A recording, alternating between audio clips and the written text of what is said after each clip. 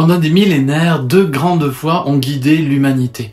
La science cherchant à comprendre les lois de la matière et la spiritualité explorant les mystères de l'esprit. Aujourd'hui, à l'intersection de ces disciplines, un nouveau paradigme émerge. Une vision unifiée, où les découvertes scientifiques et les intuitions spirituelles s'entrelacent pour révéler une réalité plus vaste. Cette vidéo explore cette convergence, ouvrant des portes vers une compréhension plus profonde de notre existence. Les découvertes de la physique quantique au XXe siècle ont bouleversé notre conception de l'univers. Au-delà du monde tangible, les particules fondamentales ne sont ni solides ni fixes. Elles oscillent entre états de particules et d'ondes, se manifestant uniquement lorsqu'elles sont observées. Cette idée étrange, démontrée par des expériences comme celle de la double fente, suggère que la réalité n'est pas une structure figée, mais un potentiel en perpétuelle formation.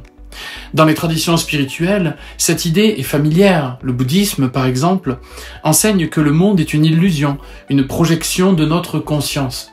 Ce concept de Maya résonne fortement avec la physique quantique. Ce que nous percevons comme réel n'est que le résultat de notre interaction avec un champ sous-jacent d'énergie et d'information. Une question fascinante émerge alors.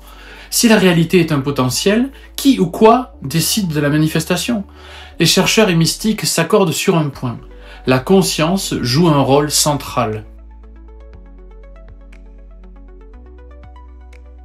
Pour les neurosciences classiques, la conscience est un produit du cerveau, une sorte d'épiphénomène émergent. Pourtant, cette explication rencontre des limites. Comment des impulsions électriques dans un réseau neuronal peuvent-elles produire des expériences subjectives, comme la douleur, l'amour ou l'émerveillement? Ce mystère, souvent appelé le problème difficile de la conscience, reste irrésolu. Certaines théories scientifiques radicales proposent une perspective différente. Stuart Hameroff et Roger Penrose, par exemple, suggèrent que la conscience émerge des microtubules, des structures cellulaires subatomiques, interagissant avec le vide quantique. Selon eux, la conscience pourrait être une propriété fondamentale de l'univers, tout comme l'énergie ou la matière.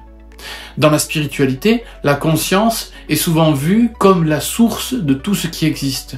Les enseignements védiques décrivent l'univers comme une projection de l'Atman, ou âme universelle. Dans cette optique, le cerveau ne crée pas la conscience, il la canalise, comme une radio capte des ondes invisibles. Ces perspectives convergent vers une idée révolutionnaire. La conscience pourrait être le tissu même de la réalité, un champ omniprésent où l'univers prend forme. Le temps et l'espace sont deux concepts fondamentaux pour notre perception de la réalité. Pourtant, la relativité d'Einstein a montré que ces dimensions ne sont pas absolues, mais relatives à l'observateur. À un niveau quantique, cette relativité devient encore plus troublante. Des particules peuvent être intriquées, interagissant instantanément à des distances infinies. Cela suggère que l'univers est intrinsèquement connecté au-delà des limites apparentes du temps et de l'espace. Spirituellement, ces idées ne sont pas nouvelles. De nombreuses traditions enseignent que le temps est une illusion. Le présent est éternel, et passé et futur ne sont que des constructions mentales. Tout est ici et maintenant, affirment les maîtres spirituels. Les fractales, découvertes par Benoît Mandelbrot, offrent une autre clé pour comprendre cette interconnexion.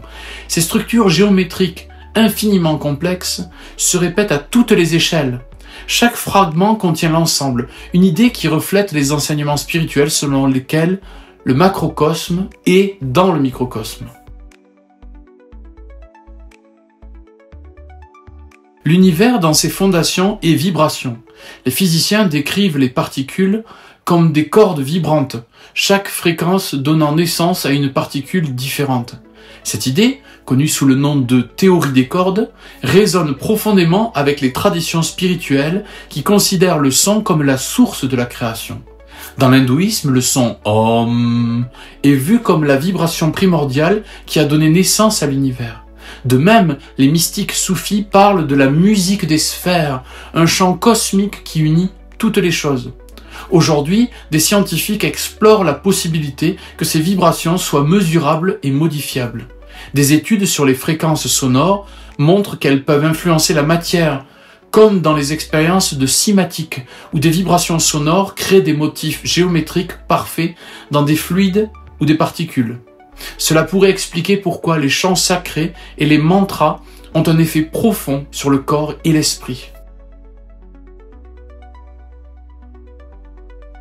La science moderne reconnaît l'existence de champs invisibles qui influencent la matière.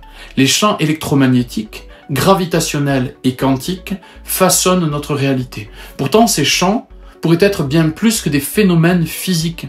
Ils pourraient être des langages énergétiques, connectant la conscience à la matière. Les pratiques spirituelles anciennes, comme le Reiki ou le Qigong, enseignent que l'énergie circule à travers le corps humain et l'univers. Le concept de prana, l'énergie vitale dans l'hindouisme, ou chi dans le taoïsme, pourrait correspondre à des champs scientifiques encore mal compris. Des recherches récentes sur le cœur humain montrent qu'il génère un champ électromagnétique mesurable, bien plus puissant que celui du cerveau.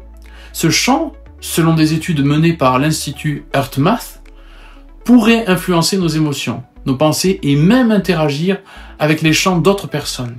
Cela soutient l'idée que nous sommes littéralement connectés les uns aux autres par des champs énergétiques.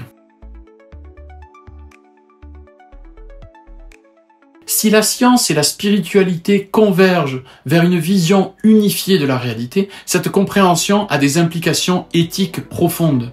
Si tout est interconnecté, alors nos actions individuelles affectent le tout. La séparation n'est qu'une illusion, et ce que nous faisons aux autres, nous le faisons à nous-mêmes. Cette idée est présente dans les enseignements spirituels comme la règle d'or, traiter les autres comme vous voudriez être traités. Mais elle trouve aussi des échos dans des concepts scientifiques modernes, comme l'écologie profonde, qui considère la Terre comme un organisme vivant. La reconnaissance de cette unité pourrait transformer nos relations, notre économie et notre rapport à la nature. Elle pourrait engendrer une société basée non pas sur la compétition, mais sur la coopération et la compassion. Teilhard de Chardin a décrit une vision où l'humanité évolue vers un point oméga, une union totale entre matière et esprit. Pour lui, cette évolution n'est pas seulement biologique, mais aussi spirituelle. À mesure que nos technologies avancent, nous devons également élever notre conscience, sous peine de détruire la planète et nous-mêmes. La technologie peut devenir une alliée dans cette quête. Des outils comme la réalité virtuelle, l'intelligence artificielle et les interfaces cerveau-machine ouvrent de nouvelles possibilités pour explorer la conscience et comprendre l'univers. Cependant, leur utilisation doit être guidée par des valeurs spirituelles, afin qu'elles servent l'éveil plutôt que la domination. Voici quelques pratiques concrètes pour explorer l'union entre science et spiritualité. La méditation d'abord, sur les champs énergétiques. Visualisez votre corps comme un réseau vibrant de lumière connecté à un champ universel. Vous pouvez passer aussi par l'observation consciente. Explorer comment vos pensées et émotions influencent votre environnement immédiat. Vous pourriez aussi expérimenter avec le son. Utiliser des fréquences sonores comme des bols tibétains ou des chants ou des bols de cristal pour ressentir leur effet sur votre énergie. Vous pouvez faire aussi un journal de synchronicité. Notez les coïncidences et explorer comment elles reflètent vos pensées ou intentions. La science et la spiritualité, autrefois opposées, se révèlent être des partenaires dans une quête commune pour comprendre la réalité. Ensemble, elles nous montrent que l'univers est bien plus que la somme de ses parties. Il est un réseau vivant d'interconnexion où l'esprit et la matière dansent dans une harmonie profonde. Cette vision unifiée n'est pas seulement une compréhension intellectuelle, elle est une invitation à transformer nos vies. En incarnant cette unité, nous devenons des ponts vivants entre le visible et l'invisible, entre le matériel et le divin.